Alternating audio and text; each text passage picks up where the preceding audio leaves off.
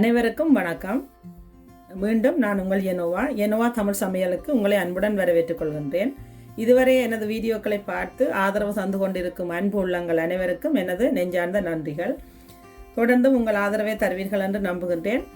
இதுவரை எனது வீடியோக்களை பார்த்து சப்ஸ்கிரைப் செய்யாதவர்கள் சப்ஸ்கிரைப் செய்து கொள்ளுங்கோ. கூடவே பெல் பட்டனையும் தட்டி விடுங்கோ. அப்பொழுதுதான் நான் போடும் புதிய வீடியோக்கள் உடனுக்குடன் உங்களை வந்து சேரும். இன்று நான் மீண்டும் உங்களுக்காக ஒரு புதிய சமையலோடு வந்திருக்கின்றேன். இன்றைக்கு நான் ஒரு இனிப்பான பன் செய்து காட்டப் போகின்றேன். அதாவது ஸ்வீட் பன் செய்து காட்டப் போகின்றேன். இப்போ இதில் இந்த இனிப்பு பன் செய்கிறதுக்கு தேவையான பொருட்களை பார்க்க போகிறோம். இதில் 580 கிராம் பிரெட் மாவு எடுத்து வச்சுருக்கிறேன்.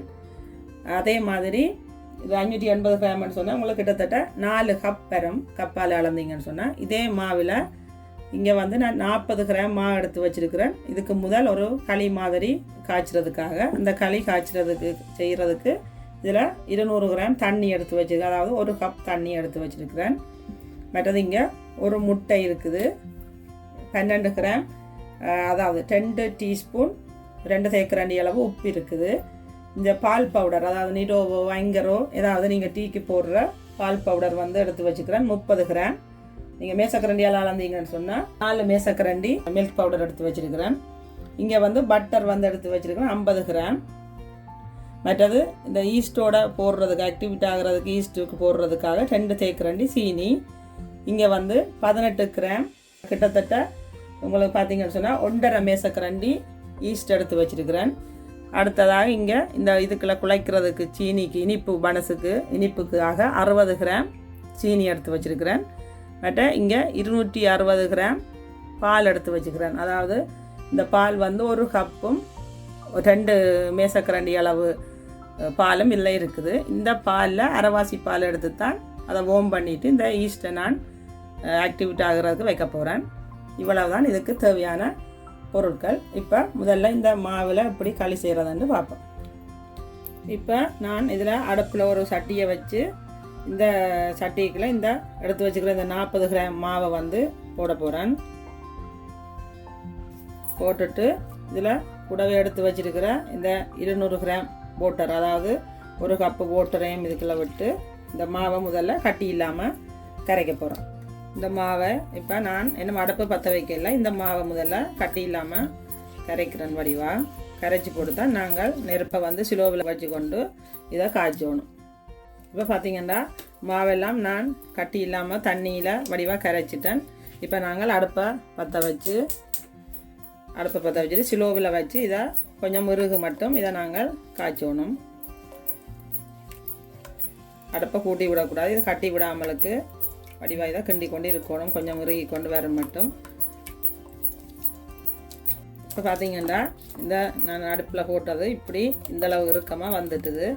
கிட்டத்தட்ட ஒரு 2 நிமிஷம் நான் இதை கிண்டி இருக்கிறேன். நீங்கள் இப்படி கொஞ்சம் இறுக்கமாக வந்த பிறகு களி மாதிரி வந்த பிறகு நீங்கள் இதை இறக்கலாம். இப்போ இதை பார்த்தீங்கன்னா இது ரெடி ஆயிட்டுது. இப்போ இப்படித்தான் இது இருக்கும். ஒரு கிட்டத்தட்ட ஒரு 3 நிமிஷமாக நான் இதை இந்த களி மாதிரி தான் செய்திருக்கிறேன். இதை நாங்கள் ஒரு பவுலில் எடுத்து இதை வந்து ஆறின பிறகு சரியாக 6 மணித்தியாலம் ஃப்ரிட்ஜில் வைக்க போகிறேன். ஃப்ரிட்ஜில் வச்சுட்டு திரும்ப வெளியில் எடுத்து 1 மணித்தியாலம் வச்சதுக்கு பிறகு தான் நாங்கள் இந்த மாவை குழைக்க போகிறோம். இப்போ நான் அடுப்பை ஆஃப் பண்ணுறேன். இப்போ இதை நான் வந்து ஒரு பவுலுக்கு மாற்ற போகிறேன். பார்த்தீங்கன்னா இப்படித்தான் இது இருக்கும். இந்த அளவு பதத்தில் நீங்கள் செய்தீங்கன்னா சரி. இப்போ இது பார்த்தீங்கன்னா நல்லா ஆறிட்டுது. இப்போ நான் இதை ஃப்ரிட்ஜில் வைக்க போகிறேன். இப்படி ஒரு இதால் மூடிட்டு நான் இதை கொண்டு போய் ஃப்ரிட்ஜில் சரியாக 6 மணித்தியாலத்துக்கு நான் இதை வைக்க போகிறேன். இப்போ இதை நான் ஃப்ரிட்ஜில் 6 மணித்தியாலம் வச்சு வெளியில் எடுத்துட்டேன். வெளியில் எடுத்து திரும்ப 1 மணித்தியாலம் இது ரூம் டெம்பரேச்சருக்கு வர மட்டும் நான் இதை வெளியில் வைக்க போகிறேன்.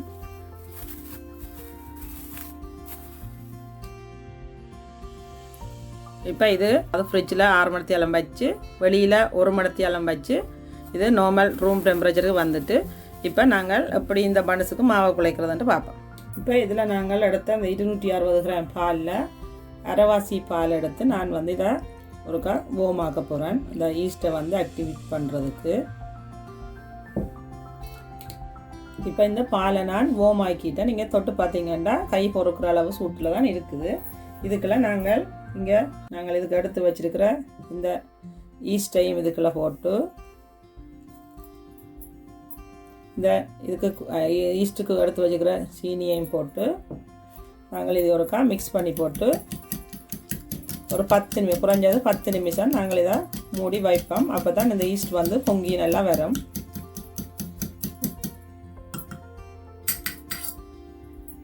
இப்போ நான் இதை ஒரு இடத்துல மூடி வைக்க போகிறேன். இப்போ இந்த மிச்சமாக இருக்கிற இந்த பாலுக்குள்ள நான் இந்த முட்டையை எடுத்து அடிக்க போகிறேன். முட்டையை அப்பையும் நேராக போடாமலுக்கு ஒன்றில் ஊற்றி பார்த்து நல்ல முட்டையை கொண்டு பார்த்துட்டு தான் நீங்கள் போடணும். இப்போ இது நல்ல முட்டை. நான் இப்போ இதை இந்த பாலுக்குள்ளே போட்டு ஒருக்கா லேசாக அடிக்க போகிறேன்.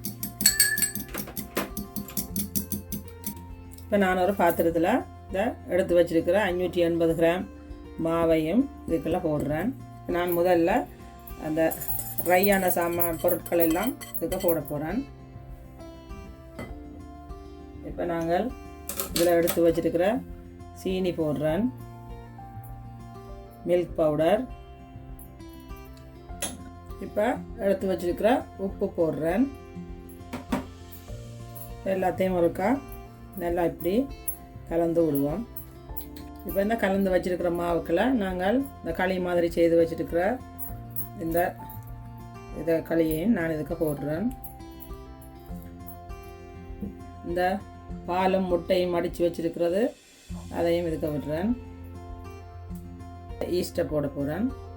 ஈஸ்ட் வந்து நீங்கள் பார்த்தீங்கன்னா இப்போ நாங்கள் இப்படி பால் கொதிச்ச அந்த போமான பாலுக்குள்ள சீனி போட்டு கரைச்சி வச்ச ஈஸ்ட் வந்து இப்படி பொங்கி வந்திருக்கு. இதையும் நான் இதுக்கு விடுறேன்.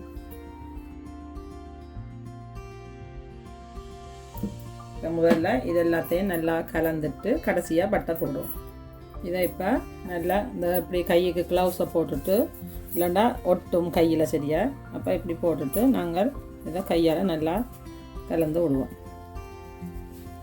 இப்போ இந்த டைமில் இதை எடுத்து வச்சுருக்கிற பட்டரையும் நான் போடுறேன்.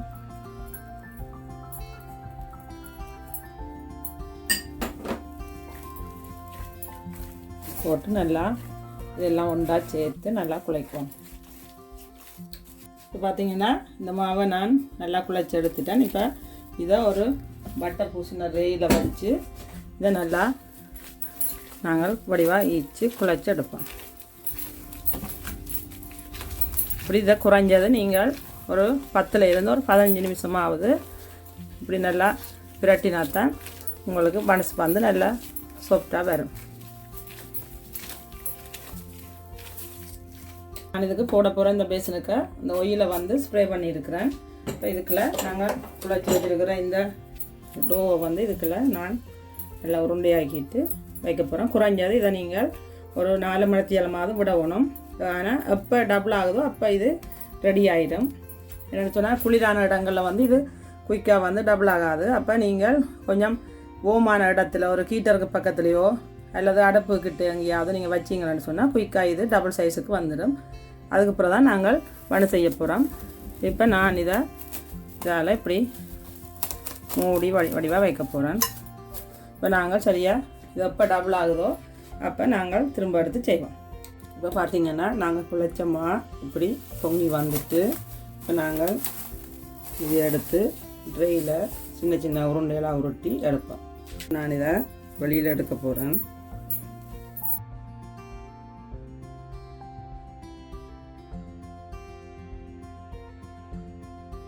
இப்போ நாங்கள் இதை சம அளவில் எடுத்து சின்ன சின்ன உருண்டையெல்லாம் உருட்டி இந்த கேக் ட்ரெயில் எடுக்கிறோம்.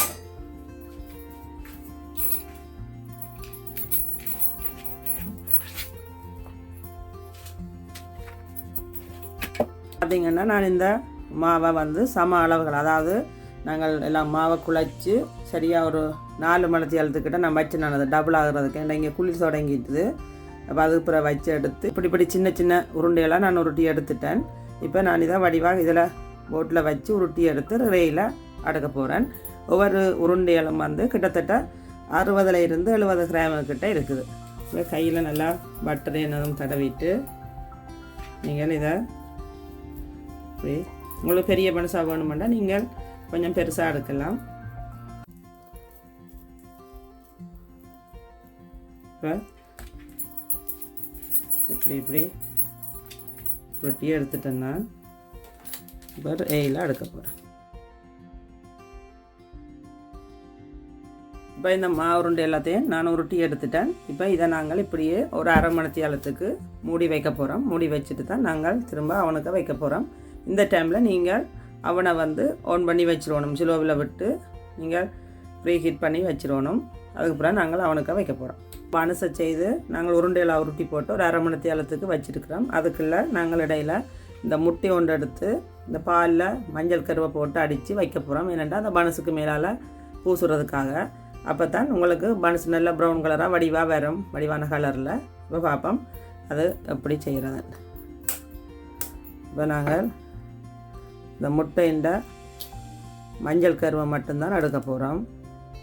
வெள்ளை கருவை எங்களுக்கு தேவையில்லை.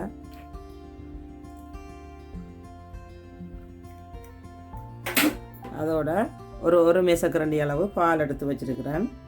இது ரெண்டையும் எங்களுக்கு கணக்க தேவைப்படாது, மேலால் ப்ரெஸ் பண்ணுறதுக்கு தான். இதை ஒருக்க இப்படி அடித்து கலந்து வைக்க போகிறோம். இப்போ பார்த்திங்கன்னா நாங்கள் இந்த உருட்டிட்டு ரேயில் வச்ச பனஸ் சரியாக அரை மணி நேரம் ஆயிட்டுது. இப்படி நல்லா பெருசாக வந்துட்டு இப்போ நாங்கள் இதுக்கு நாங்கள் அடித்து வச்சுருக்கிற முட்டை மஞ்சள் கருவையும் இந்த பாலையும் நாங்கள் அடித்து வச்சுருக்கிறத மேலால் லேசாக பூசி விட போகிறோம்.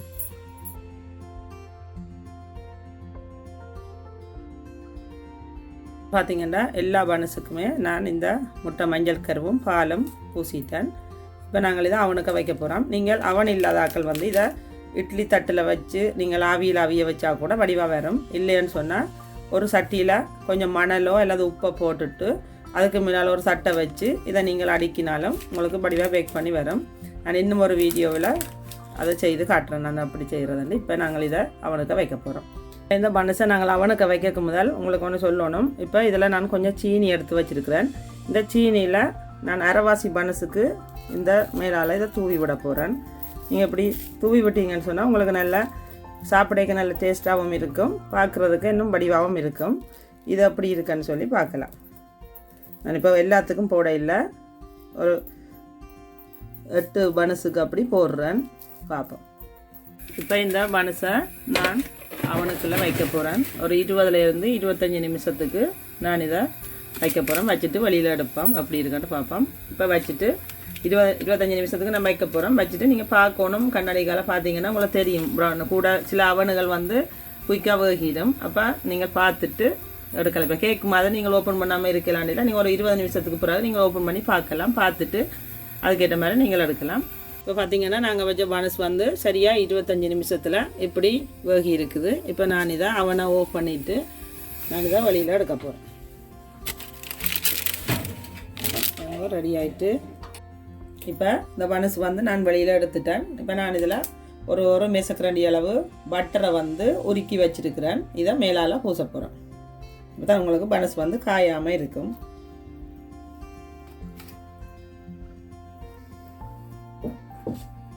இந்த பனஸுக்கு எல்லா இடமும் வடிவாக நான் பட்டரை பூசிட்டேன். பார்த்தீங்கன்னா உங்களுக்கே தெரியும். இப்போ இதை ஒரு அரை மணி நேரத்துக்கு வடிவாக ஆற வைப்போம். ஆறினதுக்கு பிறகு தான் நாங்கள் இதை ஃப்ரிட்ஜ் எடுக்க போகிறோம். இதை நீங்கள் ஒரு ஈரத்துணி இருந்தால் ஈரத்துணியால் கூட மூடி வைக்கலாம். இல்லாத ஒரு டவலால் நீங்கள் மூடி வச்சிங்கன்னு சொன்னால் நல்ல வடிவாக நல்ல சாஃப்டாக வரும். இதோ நான் செய்த ஸ்வீட் பன் ரெடி ஆகிட்டுது. மிகவும் சுவையான ஒரு பனஸ் நாங்கள் செய்திருக்கிறோம். இப்போ பார்த்தா உங்களுக்கே தெரியும் இது எவ்வளவு சாஃப்டாக இருக்கு. நீங்கள் கையால் அமர்த்திட்டு விட்டால் கூட திரும்ப அது மேலே வரும். அவ்வளவு பஞ்சு போல் இருக்குது. இது நான் மேலால் சீனி போட்டு செய்த பனஸ் இது நான் மேலால் சீனி தூவாமலுக்கு செய்தது. இதை நீங்கள் செய்துட்டு இந்த டீயோட இப்படி குடிச்சிங்கன்னு சொன்னால் மிகவும் சுவையாக இருக்கும். இப்போ பார்த்தீங்கன்னு சொன்னால் இந்த பனஸை நான் உங்களுக்கு பிச்சு காட்டுறேன். எவ்வளவு சாஃப்டாக நல்ல பஞ்சு போல் இருக்குதுன்னு நீங்களே பார்த்தா உங்களுக்கு தெரியும். அப்போ இதை இப்படி நான் ஒரு வெனிலா டீ ஒன்று செய்திருக்கிறேன். இந்த வெனிலா டீயோட குடிச்சு பார்த்தீங்கன்னா நல்லா இருக்கும். இந்த வெனிலா டீ எப்படி செய்கிறதுன்றதை நான் உங்களுக்கு போட்டு காட்டுவேன். மீண்டும் இன்னும் ஒரு புதிய சமையலுடன் சந்திக்கும் வரை நான் உங்கள் ஜெனோவா.